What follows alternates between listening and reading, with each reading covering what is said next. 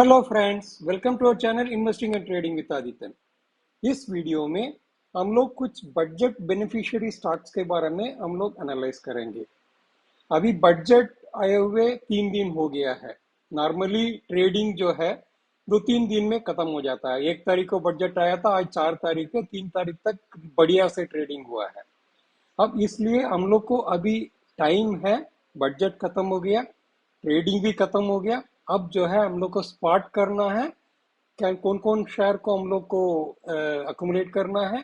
इसके बाद जो है हम लोग अकुमुलेशन रेंज हम लोग डिसाइड करेंगे किस रेंज में हम लोग अकुमुलेट करेंगे, सो दैट 1 साल में ये बजट बेसिकली बजट बेनिफिशियरी 1 साल का तो पक्का होगा। नॉर्मली इस कंपनी 12 to 15% रिटर्न देता है, one budget beneficiary 18 to 25% return दे सकता है। इसलिए हम लोग इस पर्पज के लिए ही हम लोग स्पॉट कर रहे हैं, अकुमुलेट भी करेंगे।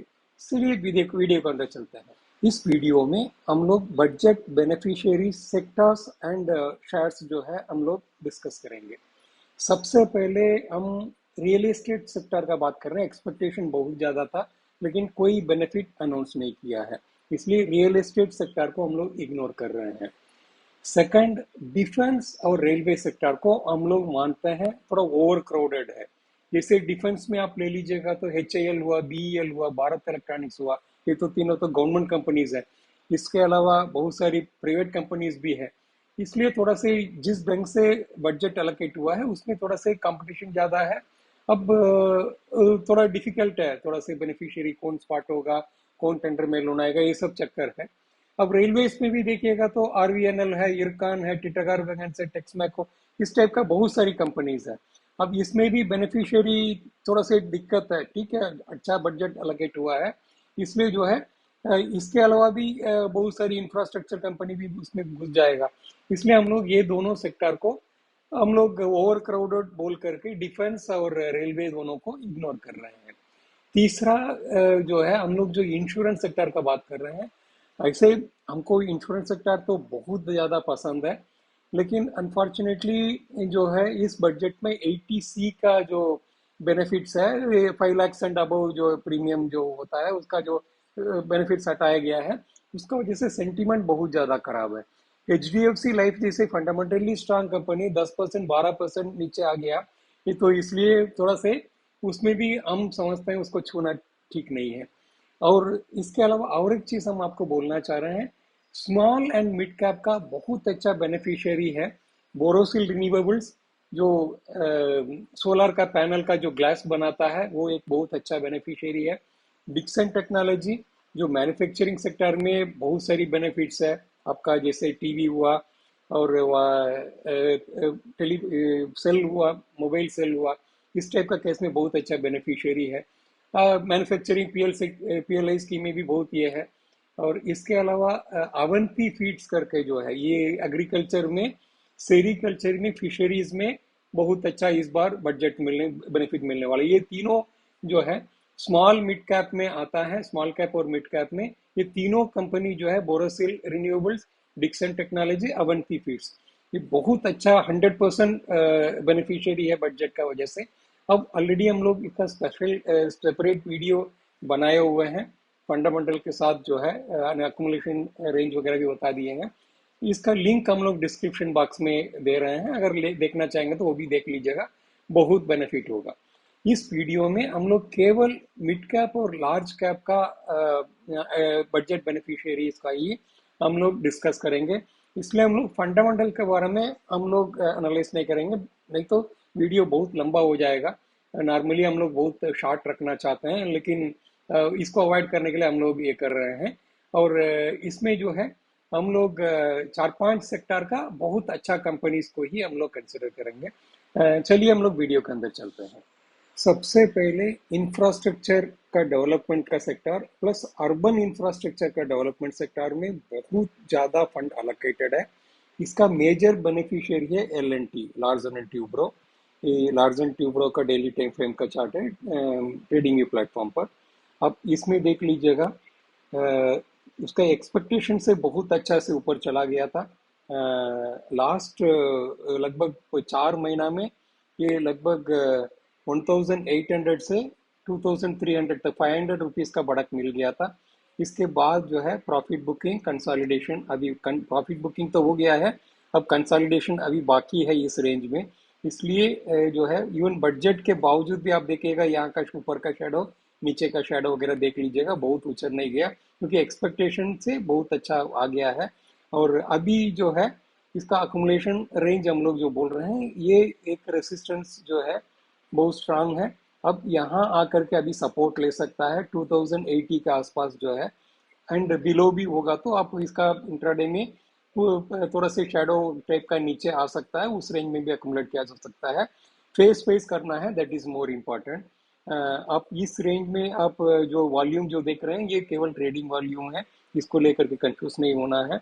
अब लेकिन ऊपर सस्टेन नहीं कर पाया, प्रॉफिट बुकिंग हुआ, नीचे आ गया, इसलिए ज़्यादातर चांस है 2080 के आसपास दोबारा आएगा, उसी रेंज में या बिलो जब भी आएगा तब इसको थोड़ा से हम लोग का क्योंकि ये प्राइस वाइज करेक्शन भी बाकी है, अब टाइम वाइज करेक्शन भी बाकी है कंसोलिडेशन में। अब इसलिए इस रेंज में मेरे ख्याल से बहुत अच्छा से मिलना चाहिए, फेस वाइज हम लोग को अकुमुलेट करना चाहिए। अभी हम लोग दूसरा स्टॉक पर चलते हैं। इस सेगमेंट में दूसरा स्टॉक है कमिंस इंडिया। ये कैपिटल गुड्स में आता है। कोई भी इंफ्रास्ट्रक्चर में कैपिटल गुड्स भी लेना ही पड़ता है क्योंकि उसका वजह से जो है रेवेन्यू बहुत अच्छा से हम लोग का इम्प्रूव होता है, इसलिए बहुत इंपॉर्टेंट स्टॉक है।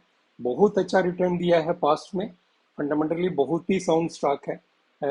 ये कमिंस इंडिया का डेली टाइम फ्रेम का चार्ट है ट्रेडिंग के प्लेटफॉर्म पर, आप देख लीजिएगा। लास्ट 3 मंथ्स में जबरदस्त रिटर्न दिया है, 1160 से लेकर के 1160 से लेकर के 1550 के आसपास आ गया है। इसके बाद प्रॉफिट बुकिंग कंसोलिडेशन चल रहा है। अब लगता है इसमें जो बजट के बावजूद भी ज़्यादा ऊपर नहीं रह नहीं पाया, वॉल्यूम भी ज़्यादा हमको यहाँ दिख नहीं रहा है। अब कंसोलिडेशन हमको लगता है अभी भी बाकी है, इसलिए अकुमुलेशन रेंज जो है इस सपोर्ट और इस सपोर्ट का बीच में, क्योंकि ये बहुत अच्छा सपोर्ट है, पहले भी सपोर्ट लिया है, यहाँ भी सपोर्ट लिया है, हमको लगता है ये फ्यूचर में जो है एक बार फिर करेक्शन होकर के इसका नीचे आकर के दोबारा भी सपोर्ट ले सकता है। इसलिए अकोमोडेशन रेंज जो है 1413 से लेकर के 1453 का बीच में जो है फेस वाइज लेना है, बहुत अच्छा स्टॉक है। इंफ्रास्ट्रक्चर का प्रॉक्सी प्ले है स्टील सेक्टर। स्टील सेक्टर में फंडामेंटली बहुत साउंड स्टॉक है टाटा स्टील। स्टील के बिना इंफ्रास्ट्रक्चर में काम नहीं हो सकता है, इसलिए कॉन्फिडेंटली स्टील स्टॉक्स को हम लोग एक प्रॉक्सी प्ले बोलते हैं इंफ्रास्ट्रक्चर में, बहुत इंपॉर्टेंट है। बजट के अलावा स्टील सेक्टर का और एक तो प्लस पॉइंट है, चाइना ओपन अप हो रहा है, इसलिए जो है वो भी एक बहुत अच्छा पॉइंट है। दाम अच्छा मिलेगा स्टील का, इसलिए जो है डोमेस्टिक डिमांड भी अच्छा रहेगा, चाइना का डिमांड भी अच्छा रहेगा, इसलिए ये बहुत अच्छा प्ले हो सकता है। टाटा ग्रुप का कंपनी है स्टाल टाटा स्टील, हम लोग तो जानते हैं, इसलिए टाटा स्टील का डेली टाइम फ्रेम का चार्ट है ट्रेडिंग के प्लेटफॉर्म पर। ये आप देख लीजिएगा, 101 रुपया से 124 रुपया तक ये लगभग 1 डेढ़ महीना में चला गया था। अब जो है इस रेंज में कंसोलिडेशन प्रॉफिट बुकिंग वगैरह चल रहा है। मेरा जो अपना पर्सनल ओपिनियन है, ये ट्रेंड लाइन जो है रेसिस्टेंस का काम कर रहा था, उसको तोड़ करके ऊपर चला गया। ये जो रेसिस्टेंस का भी दिख रहा है, ये पहले सपोर्ट था, अभी इसको भी तोड़ करके नीचे आ चुका है आफ्टर बजट जो है। आप देख लीजिएगा यही 116 का भी आकर के शेडो में सपोर्ट लिया है। अब प्रॉबेबली हमको लगता है ये वीक आ सकता है, इसलिए जो है अकुमुलेशन रेंज हम जो रखे हैं 118 से लेकर के 116 के बीच में, यहाँ तक भी आ सकता है, इसलिए फेस वाइज हम लोग को जो है इसको अकुमुलेट करना है, एक साथ में नहीं करना है। इसमें अभी बहुत कुछ कंसोलिडेशन बाकी है। एक बार ऊपर जाने के बाद प्रॉफिट बुकिंग होता है, इसके बाद एक कंसोलिडेशन के बाद ही ऊपर ब्रेकआउट होता है। अभी जो है ऊपर एक सस्टेन करना चाहिए था, नहीं किया, नीचे आ गया, इसलिए इस रेंज में सस्टेन करने का उम्मीद है। स्टील सेक्टर में दूसरा प्लेयर है JSW steel, daily time frame का चार्ट है ट्रेडिंग प्लेटफॉर्म पर। ये भी आप देख लीजिएगा, ये एक ट्रेंड लाइन है, रेसिस्टेंस का काम कर रहा है, अपवर्ड है, इसलिए कोई ज़्यादा दिक्कत नहीं है। ये 614 से लेकर के 790 तक ऊपर गया था, इसके बाद प्रॉफिट बुकिंग ये जो ट्रेंड लाइन है रेसिस्टेंस का काम कर रहा है, इसको बजट के दिन नहीं तोड़ पाया, उसके बाद तोड़ा है, लेकिन ऊपर का जो 731 रुपीज है 65 पैसे का जो रेसिस्टेंस है तोड़ नहीं पाया। लास्ट में थोड़ा से तोड़ा है, लेकिन फिर भी बॉडी बहुत नीचे है। ज़्यादातर चांस है नीचे फिर आने का उम्मीद है, क्योंकि प्रॉफिट बुकिंग के बाद एक कंसोलिडेशन का जरूरत है, वो अभी मिसिंग है। इसलिए इस रेंज में जो है कंसोलिडेशन होने का पूरा उम्मीद है। इसलिए हम लोग इसको अकोमोडेशन रेंज को रखे हैं 692 से लेकर के 728 के बीच में। ये सपोर्ट से लेकर के इसका थोड़ा नीचे यहाँ तक इस रेंज में कंसोलिडेशन आना चाहिए। इस रेंज में फेस वेस हम लोग को इसको लेना चाहिए, तब भी देखिएगा बहुत बेनिफिट होंगे। इंफ्रास्ट्रक्चर सेक्टर में स्टील के अलावा और एक तो प्रॉक्सी प्ले है, वो है सीमेंट। सीमेंट में बहुत अच्छा कंपनी है अल्ट्राटेक सीमेंट। हम लोग तो जानते हैं फंडामेंटली बहुत स्ट्रांग है, इंडिया का मेजर प्लेयर जो है अल्ट्रा टेक ही है। इस अल्ट्राटेक सीमेंट का डेली टाइम फ्रेम का चार्ट है ट्रेडिंग प्लेटफॉर्म पर। आप चार्ट देखेंगे तो आपको पता चलेगा पिछला 7-8 महीना से अल्ट्राटेक सीमेंट जो है कोई रिटर्न नहीं, एक रेंज के अंदर ही ये ट्रेड कर रहा है, थोड़ा ऊपर जा रहा है नीचे आ रहा है, उसी का रेंज पे है। अभी भी बजट का दिन थोड़ा बहुत यहाँ अप ट्रेंड हम लोग को दिखाई दिया। इसके बाद आप देख लीजिएगा यहाँ है 3 दिन का मन यहाँ पे ही है, एक्सपेक्टेशन से हुआ। इसके बाद जो है बजट का 3 दिन का ट्रेडिंग यहाँ पे है। अब इतना का प्रॉफिट बुकिंग के बाद इतना ऊपर होने के बाद 5 दिन के बाद जो है एक प्रॉफिट बुकिंग कंसोलिडेशन ड्यू है प्रोबेबली। जो है फिर ये उसी रेंज में आ सकता है, इस रेंज में आकर के फिर कंसोलिडेशन होने के बाद ही अप ट्रेंड जारी है। अब इसलिए अकुमुलेशन रेंज हम लोग रखे हैं 6000, इस रेंज से इस रेंज के बीच में करना है। जरूर आएगा, कहीं जल्दीबाजी करने की जरूरत नहीं, अभी जरूर आएगा। 6743 से लेकर के 6867 के बीच में अकुमुलेशन करना है। अकुमुलेशन करके बड़ी आराम से बैठ सकते हैं। ये तो बहुत लंबा प्लेयर है, फेस वाइज करना है, ऐसा नहीं कि एक साथ करना है, फेस वाइज 20% 20% 30% करके बड़ी आराम से करना है। नीचे आकर कंसल्टेशन के बाद जब ब्रेकआउट होगा तब देखेगा लास्ट 20% करना है, तब तक बड़ी आराम से अकुमुलेट करते रहना है। सीमेंट सेक्टर में प्रॉक्सिस प्ले में दूसरा स्टॉक है अंबुजा सीमेंट्स। हम लोग तो इसके बारे में बहुत अच्छा से जानते हैं, आते हैं पहले डेली टाइम फ्रेम का चार्ट है ट्रेडिंग प्लेटफॉर्म पर। ये जुलाई अगस्त के बाद जब खबर आया था अदानी जी अकुमुलेट करने जा रहे हैं करके, तब देखिएगा ये लगभग 350 के आसपास ट्रेड कर रहा था।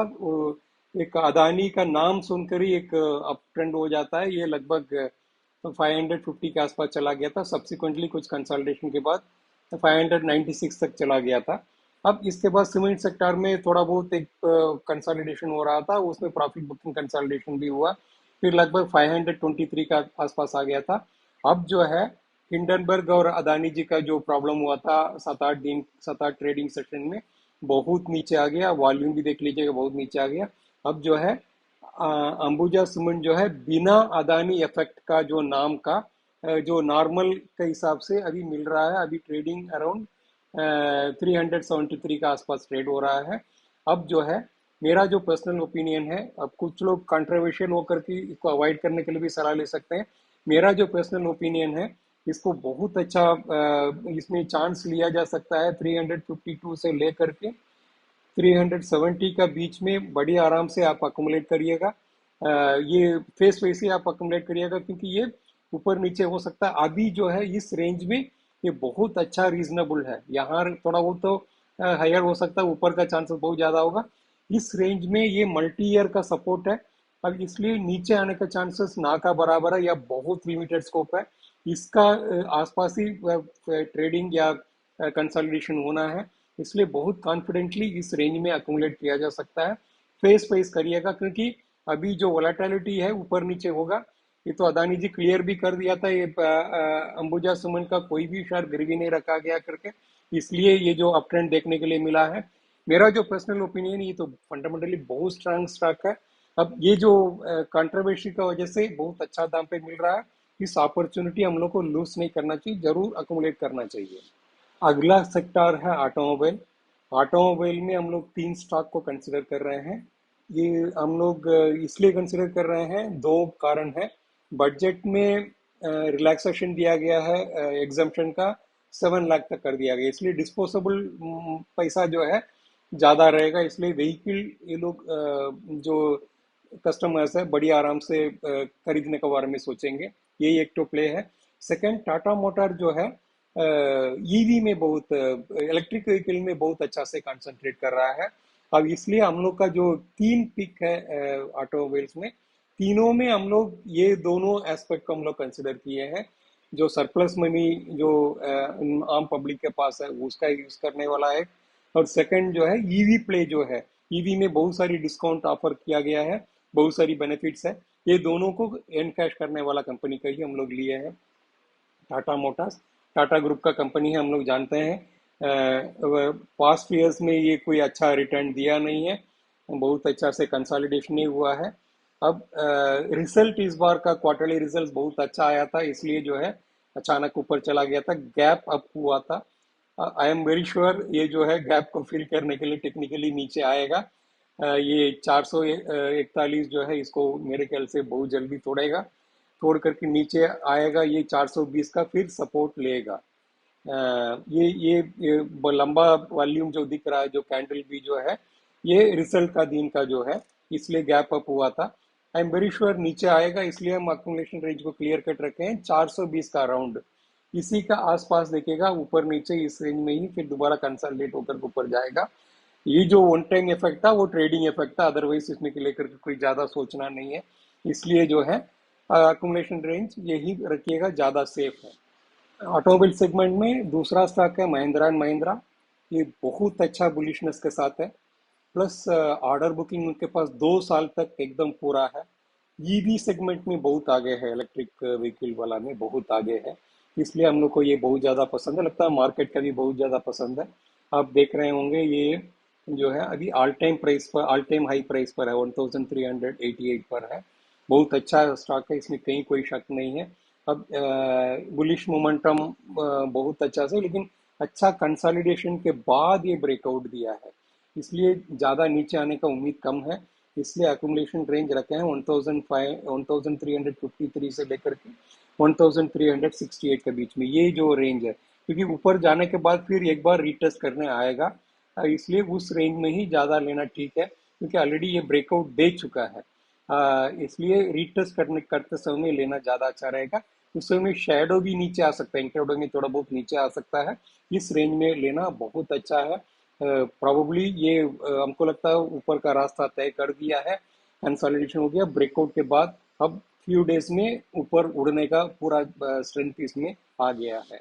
ऑटोमोबाइल सेक्टर का तीसरा स्टॉक है TVS motor company. Daily time frame का चार्ट है ट्रेडिंग प्लेटफॉर्म पर। टीवीएस मोटर्स जो है मेजर टू व्हीलर में ही काम करता है, ईवी सेगमेंट में भी बहुत आगे है, इसलिए जो है हम लोग का पिक जो है बहुत अच्छा पिक है। लास्ट 7-8 महीना में बहुत जबरदस्त रिटर्न दिया था, लगभग 750 के आसपास से 1200 के आसपास पहुंच गया था। इसके बाद एक प्रॉफिट बुकिंग और कंसोलिडेशन अभी चल रहा है। अब मेरे ख्याल से ये फर्दर और कुछ दिन कंसोलिडेशन होना बाकी है, इसलिए मेरा जो अकुमुलेशन रेंज है 992 का राउंड, ये जो इसका आसपास हम लोग बोल रहे हैं, ये candle last trading session that is Friday को बहुत ऊपर तक गया है।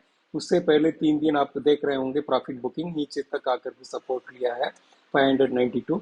मेरा जो पर्सनल ओपिनियन है फिर दोबारा आएगा, यहाँ कुछ दिन कंसोलिडेट करने के बाद ही तोड़ करके जाएगा, तो फिर ऊपर जाके कंसोलिडेट हो सकता है, नहीं तो फिर वीक ब्रेकआउट होगा तो फिर नीचे आने का ही उम्मीद है।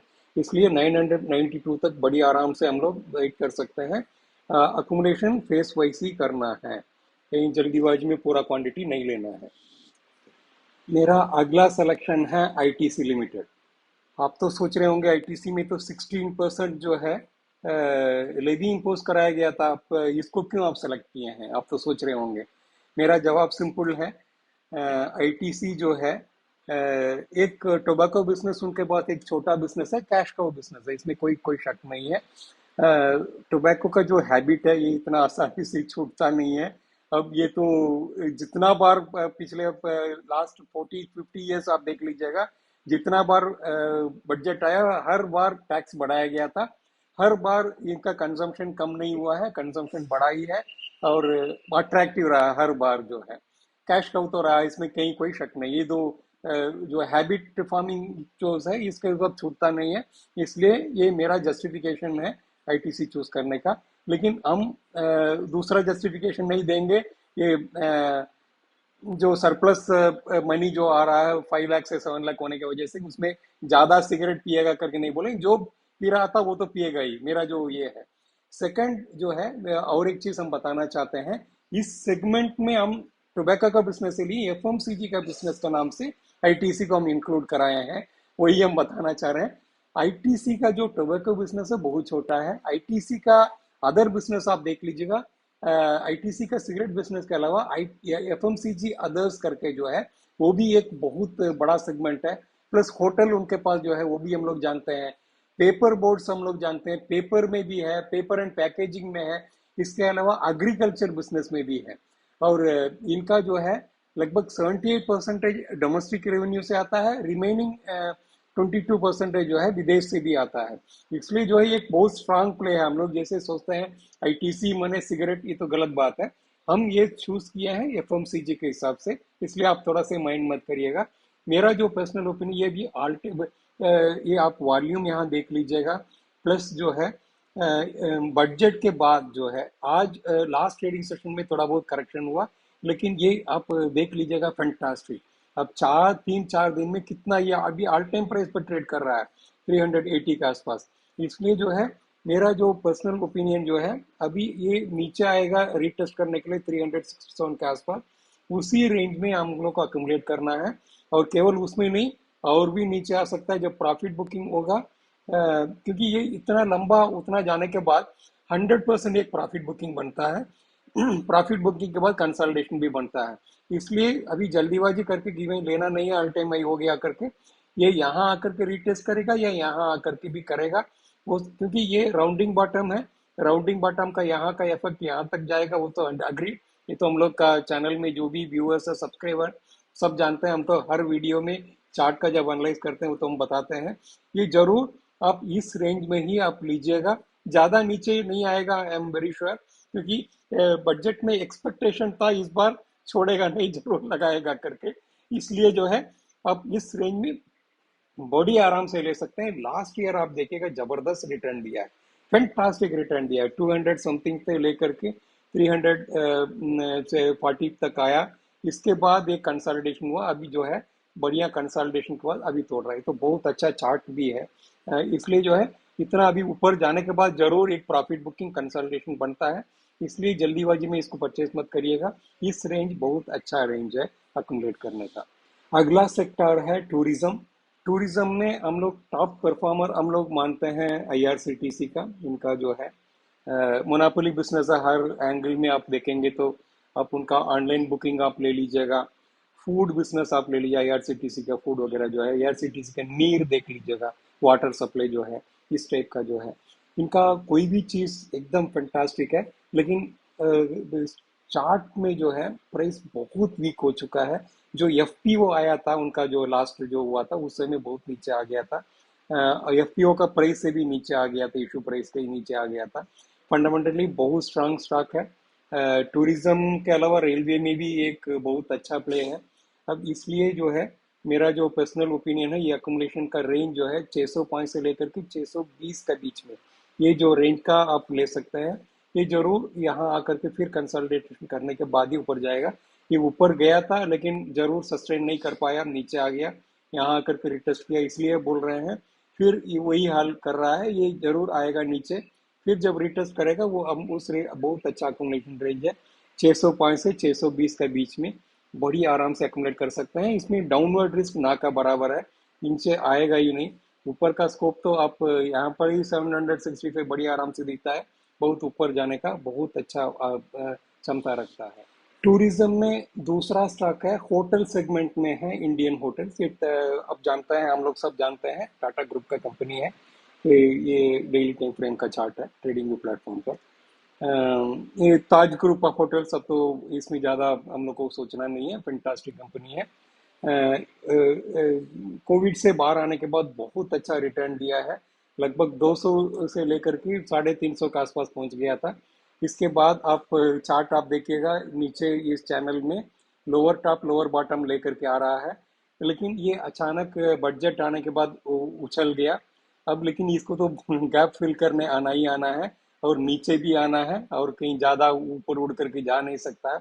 आप देखते रहिएगा। जो प्रॉफिट बुकिंग करने भी प्रॉफिट बुकिंग हुआ है, अब ये कंसोलिडेशन भी ड्यू है, इसलिए बड़ी आराम से यहाँ तक ये आएगा। इसमें हम लोग को ज़्यादा सोचना नहीं है, जल्दीबाजी में नहीं करना है, गैप फिल करना है।